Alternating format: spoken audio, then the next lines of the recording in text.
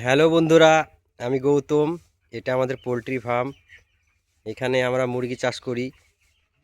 এদিকে দেখো, এখানে আমাদের ব্ল্যাক ডগ মিক্স করেছি খাবারে, এক বস্তা খাবারে মুরগির ওয়েট হবে তাই। এটা লেবার আমাদের।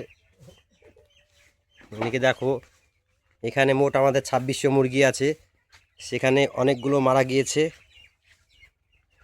দেখো, তোমরা কমেন্ট করো দেখি একটা মুরগি কত করে ওয়েট হবে।